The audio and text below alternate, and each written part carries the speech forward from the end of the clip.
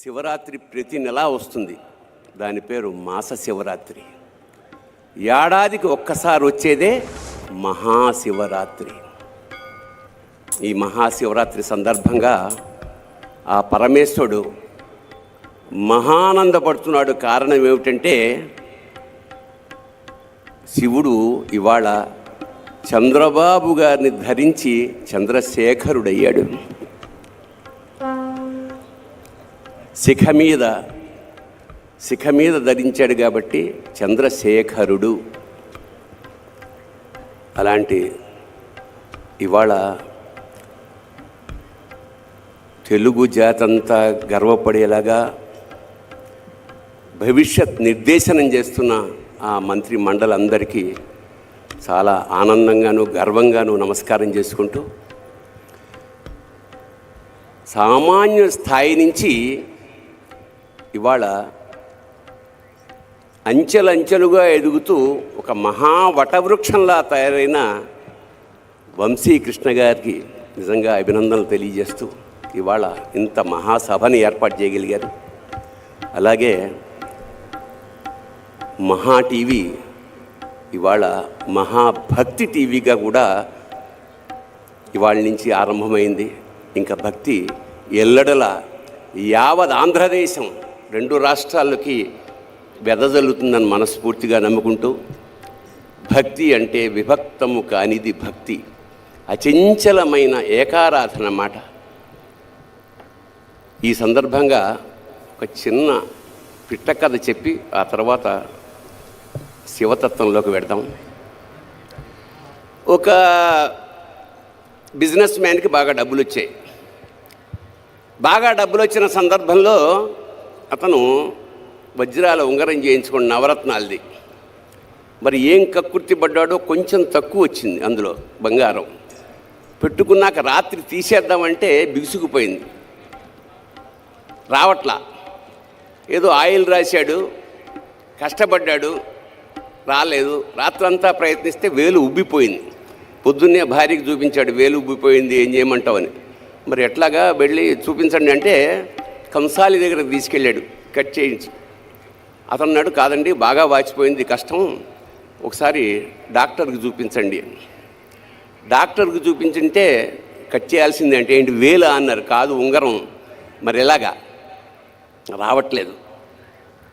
అప్పుడు వాళ్ళ భార్య చెప్పింది, ఒక పని చేద్దామండి, నాకు వెంకటేశ్వర స్వామి అంటే విపరీతమైన భక్తి, ఆయన్ని మొక్కుకోండి, అదే యాజ్ ఇట్ ఈజ్గా వచ్చేస్తుంది అని.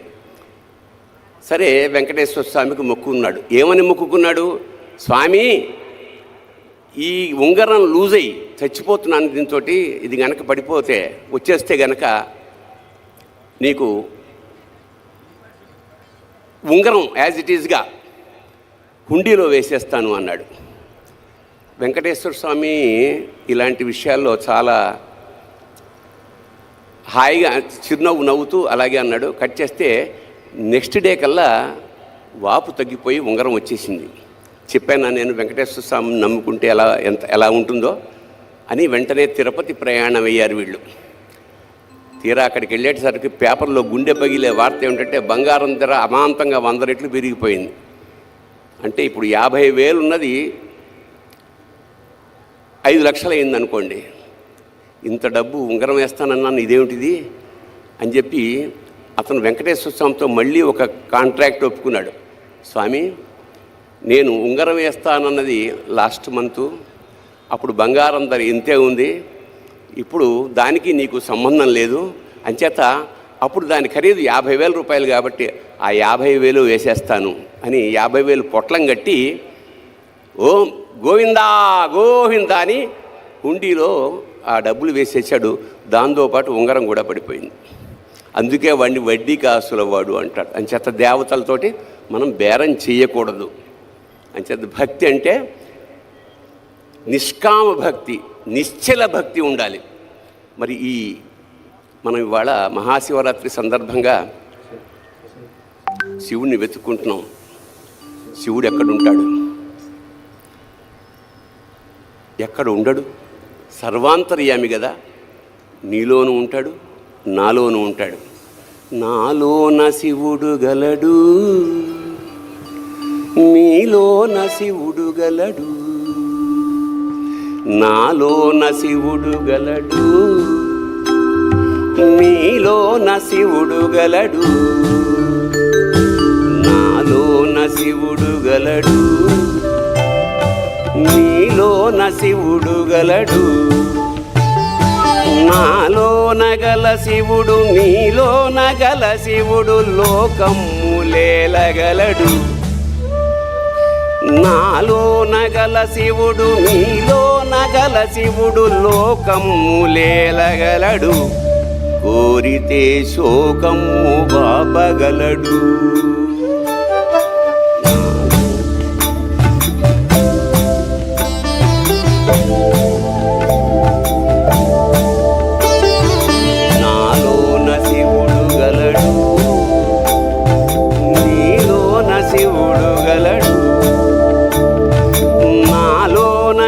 శివుడు నీలోన గల శివుడు గంగ పైకెత్తగలడు.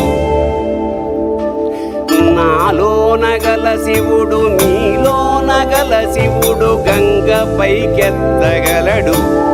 పాపులను తుంగలో తొక్కగలడు.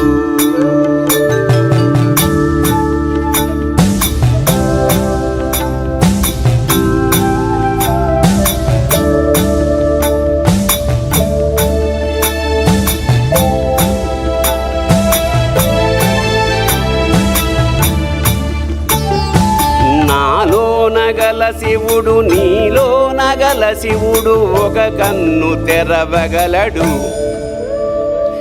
నాలోన గల శివుడు మీలోన గల శివుడు ఒక కన్ను తెరవగలడు. వద్దంటే రెంటిని మూయగలడు.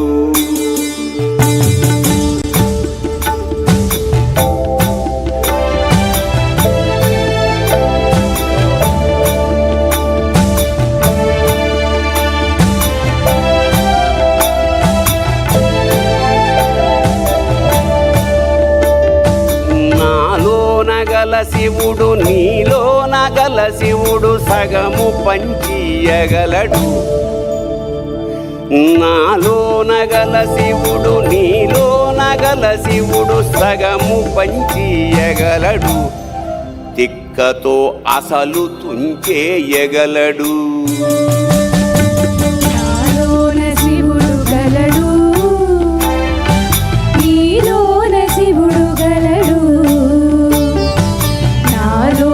శివుడు గలడు,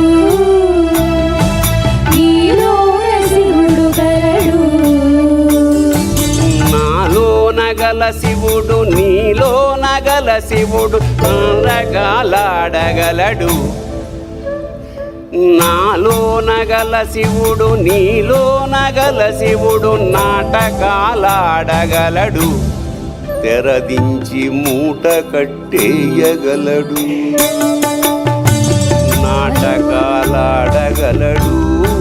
తెరదించి మూట కట్టేయగలడు.